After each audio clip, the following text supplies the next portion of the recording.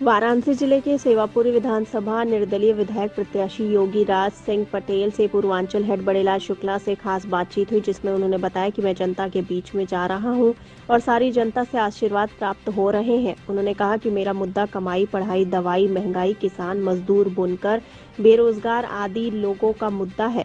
यदि मुझे सेवापुरी विधानसभा की जनता अपना प्रतिनिधि बनाती है तो मैं किसी भी व्यक्ति को बेरोजगार नहीं रहने दूंगा।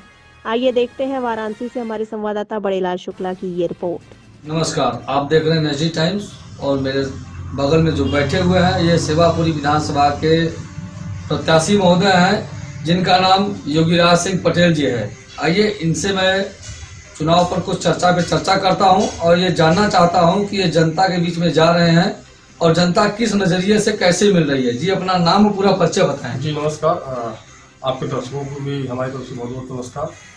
मेरा नाम योगी राज सिंह पटेल है और मैं हरसूद ग्राम सभा है और ये आराईगंज ब्लॉक में पड़ता है, जनसा और राजातलाव के बीच में जी। और इस विधानसभा में अगर देखा जाए तो आराईगंज ब्लॉक का सबसे बड़ा ग्राम सभा भी है उत्तर माहौल जी।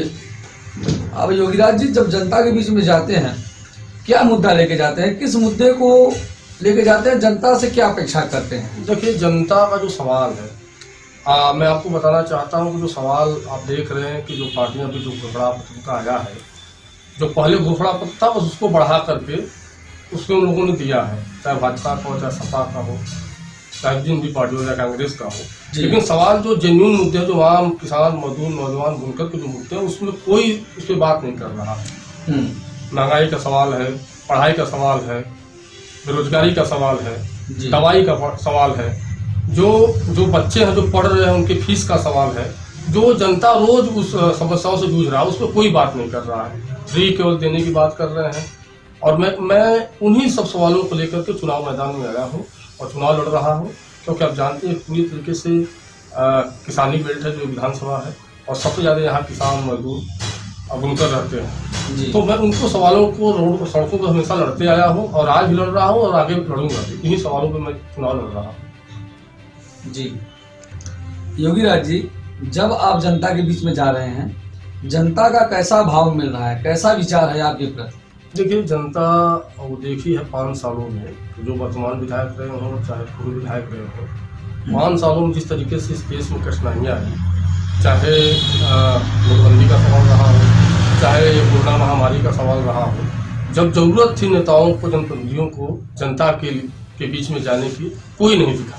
मैं बता रहा हूँ, उस दौर में भी मैंने किसानों को, जब मंडियाँ बंद थी, जब लॉकडाउन लगा हुआ था, मैं किसानों के गाँव में जाकर के किसानों से मैं उनकी सब्जियों को खरीद करके उनको जो मुआवजा उचित दाम मिलता था मैं दे करके शहरों में भिजवाता था, बंटवाता था, लोगों को भोजन हम लोगों ने उपलब्ध करवाया।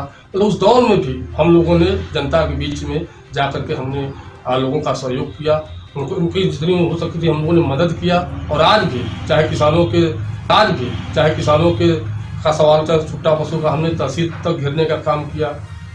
चाहे आप जानते हैं कि मनरेगा में जो मजदूरी का सवाल है, जो पैसा मिल रहा है पर दिन का, उसको बढ़ाने के लेकर के हम लोगों ने तहसील से लेकर के ब्लॉक को घेरने तक काम किया। उनको 200 दिन हम काम की मांग करते हैं कि मनरेगा में जो 100 दिन का काम का जो मानक है उसको 200 दिन किया जाए और 600 रुपये मजदूरी उनको दिया जाए। और किसान, जो मैं कहना चाहता हूँ कि आप जानते हैं कि इस विधानसभा में 3 बड़ी बड़ी मंडियाँ हैं जी, और एक कछवा, राजातलाव, कपसेठी। और आप जानते हैं कि किसान 12 महीने में 1 महीने केवल अपने साग सब्जियों को महंगा बेच पाता है और उससे उसकी रोजमर्रा की जीवन चलता है। अपने बच्चों को फीस भरता है, इलाज कराता है और भी जो खाने पीने की चीज़ें, उससे अपने परिवार को चलाता है। लेकिन जैसे एमएसपी का जो सवाल है, जो पक्के फसलों का सवाल है, मैं मानता हूं कि कच्चे फसलों का, साग सब्जियों का भी, फलों का भी दाम तय होना चाहिए। इससे 2 तरह से फायदे होंगे, आम जनता को भी फायदा होगा, क्योंकि आप जानते हैं कि मंडियों में अगर 5 रुपये किलो की मूली बिकता है तो आप वहीं अब मार्केट में मूली खरीदते हैं तो 25 रुपये किलो बिकता है। अगर आपको रेट पता हो जाए कि आज इस एक 10 दिन का रेट ये है या 20 दिन का एक रेट ये है, तो आप भी अगर किसी दुकानदार से खरीदेंगे तो कहीं ना कहीं 2-3 रुपये महंगा खरीद सकते हैं। तो आम जनता का भी फायदा होगा, किसानों का भी फायदा होगा और इससे किसानों की स्थिति सुधर जाएगी। इससे कैसे किसानों को, आप अपने पार्टी का नाम नहीं बताए, किस पार्टी से चुनाव लड़ रहे हैं या निर्दलीय हैं? ये जो है सेवापुरी विधानसभा की जनता जो है देखना, सुनना चाहती है, देखना चाहती है। कि आप किस पार्टी से हैं कि निर्दलीय है, उसका नाम बताएं। देखिए, मैं किसान नेता हूँ और मैं एक संगठन हम लोग चलाते हैं पूर्वांचल किसान यूनियन जी। और पूर्वांचल किसान यूनियन का मैं राष्ट्रीय अध्यक्ष हूँ। और अभी आप देख रहे हैं जो 1 साल लगातार किसानों का दिल्ली में आंदोलन चला और मैं बनारस में जाकर के पूर्वांचल स्तर पर उसको मैंने उठाया। और ये मोदी जी का संसदीय क्षेत्र होने के नाते जब भी मैं कार्यक्रम करता था तो हमारे यहाँ पुलिस और पीएससी के गाड़ी पीएससी हमारे घर पर लग जाती थी और आंदोलन को दबाने का काम किया गया। लेकिन उसके बावजूद भी हमने किसानों की लड़ाई लड़ी। और आप जानते हैं कि इस देश में किसान और संविधान से बड़ा कोई नहीं है। और इस देश में जिस तरीके से किसानों के साथ इस वर्तमान सरकार ने अत्याचार किया और 750 किसान शहीद हो गए और आज भी सरकार मानने को तैयार नहीं कि किसान शहीद हुए हैं। और जो ये सरकार कह रही थी कि कानून अच्छा है, तीनों कृषि कानून, और अंत में आकर के 1 साल बाद उनको झुकना पड़ा और वापस लेना पड़ा और कहना पड़ा कि हम समझ नहीं पाए कि ये किसानों के हित में नहीं है। तो मैंने तो सभी सवालों से लड़ा है। प्रधानमंत्री नरेंद्र मोदी जी ने कहा था कि हम आपको समझा नहीं पाए, इसलिए मैं ये वापस ले रहा हूं। नहीं, देखिए, वो तो कहना अलग है, वो तो कहेंगे, वो थोड़ी ना कहेंगे। लेकिन जो हम समझते, हम किसान समझते, जो हम आंदोलनकारी हैं, क्योंकि जब किसानों की मौत हो रही थी, आपको पता था, टीवी चैनल आप जैसे लोग, सोशल मीडिया पर लोग दिखाते थे, मीडिया पर लोग दिखाते थे कि आज किसान मर गया, गर्मी से लेके जाड़ा से लेके बरसात तक वो तंबू लगा के रहे और न्यूज चलता रहा। लेकिन आज भी सरकार नहीं मानी। तो वो तो कहने के लिए कर मैं समझा नहीं पाया। लेकिन मैं समझता हूँ वो खुद नहीं समझ पाई इस तीनों कृषि कानून को। लेकिन जब दबाव बना और जब चुनाव का मामला आया 5 राज्यों में, तो उनको लगा कि इससे हमारा बड़ा नुकसान होगा, इसलिए उन्होंने वापस किया। और अभी आप देख रहे हैं कि पश्चिमी उत्तर प्रदेश में क्या हालात है, तो वहाँ सभा नहीं कर पा रहे हैं, उनके नेता प्रचार नहीं कर पा रहे हैं। तो ये केवल डर की वजह से उन्होंने, चुनाव के डर की वजह से उन्होंने वापस घोषणा किया।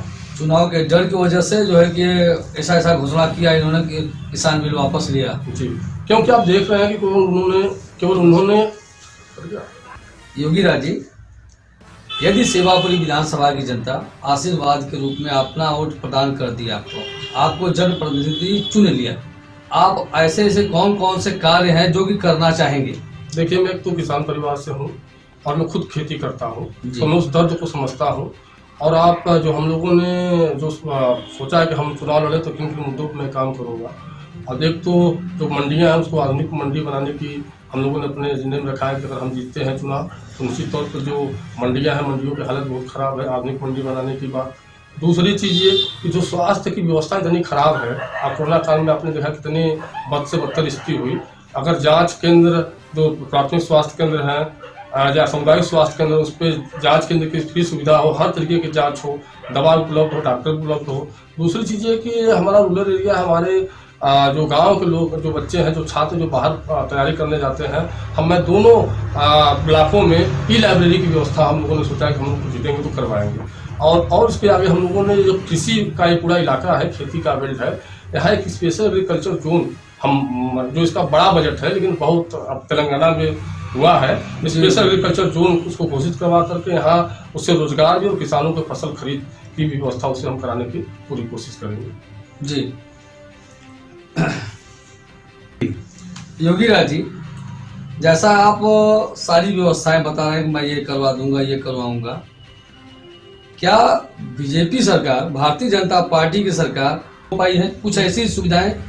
देखिए, अगर पे देखा जाए तो वर्तमान जो सरकार है जी, केवल सड़क बनाने से लेकर के उसके बाद उनका कोई काम नहीं रहा है। जो बुनियादी सवाल है, जो आम किसान मजदूर नौजवान के, मैं कहता हूँ कि अगर हाईवे बना है उसमें कौन सा किसान मजदूर उस पर 4 व्हीलर लेके जाएगा?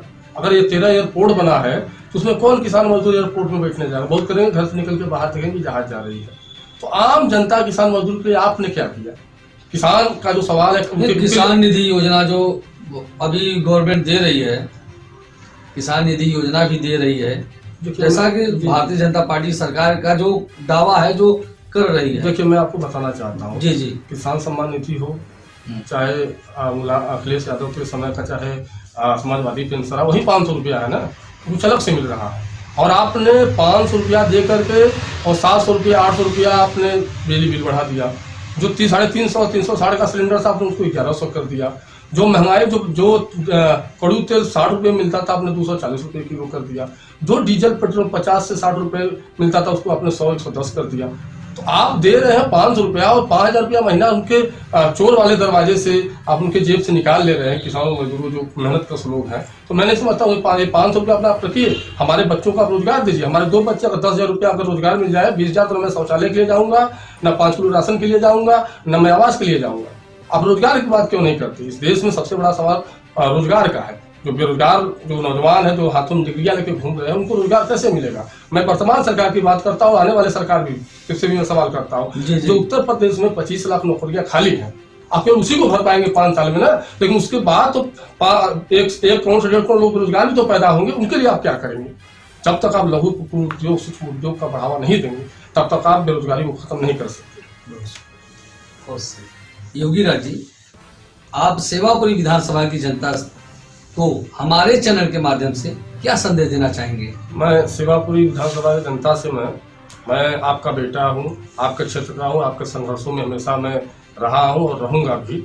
मैं अपील करता हूँ कि आप अगर मुझे मौका देते हैं तो मैं जिन सवालों पे लड़ा हूँ उसको पूरा करने का पूरा प्रयास करता रहूंगा। और दूसरी चीज, मैं एक चीज और सभी मतदाता बंधुओं से निवेदन करना चाहता हूँ कि आप वोट देने जाते हैं, वोट देने के लिए केवल हराने जाने के लिए वोट मत दीजिए। आप अपने सवालों को वोट करिए, जो आपके सवालों के बीच में रहा हो, जो आपके सवालों को लड़ता हो, आपके सवालों को बोलता हो। ऐसे भी नेता लोग चुन लेते हैं जिनको कोई मुद्दा नहीं पता, वो कुछ भी नहीं पता होता है, लेकिन उसके बाद भी लोग उनको वोट करते हैं। मैं सभी मतदाताओं से कहना चाहता हूँ, यादव के समय का चाहे समाजवादी पेंशन है, वही 500 रुपया है ना, कुछ अलग से मिल रहा है।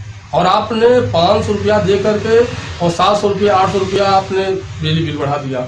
जो 350 का सिलेंडर था, आपने उसको 1100 कर दिया।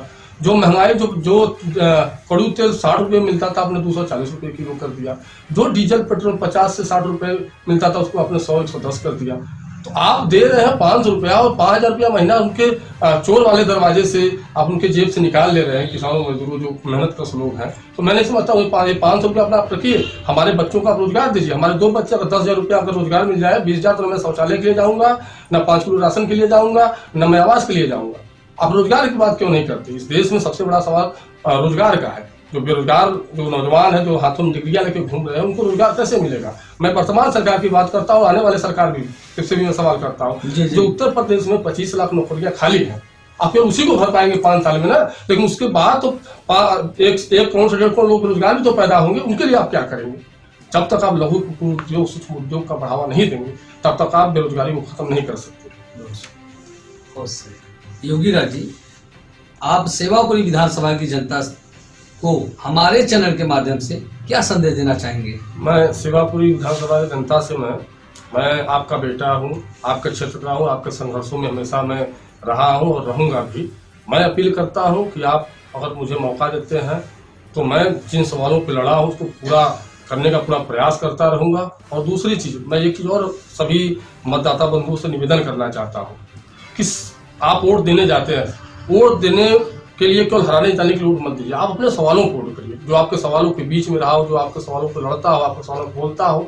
ऐसे भी नेता लोग चुन लेते हैं जिनको कोई मुद्दा नहीं पता, वो कुछ भी नहीं पता होता है, लेकिन उसके बाद भी लोग उनको वोट करते हैं। मैं सभी मतदाताओं से कहना चाहता हूँ, प्रिय मतदाताओं से, कि आप सवालों को वोट करिए। जो भी नेता आपके बीच में आता है उनसे सवाल करिए कि आप जीतेंगे तो करेंगे क्या, क्यों घोषणा कुछ नहीं होगा। आपके पास उसको पूरा करने के लिए कोई आइडिया है, कोई आइडियोलॉजी है कि नहीं?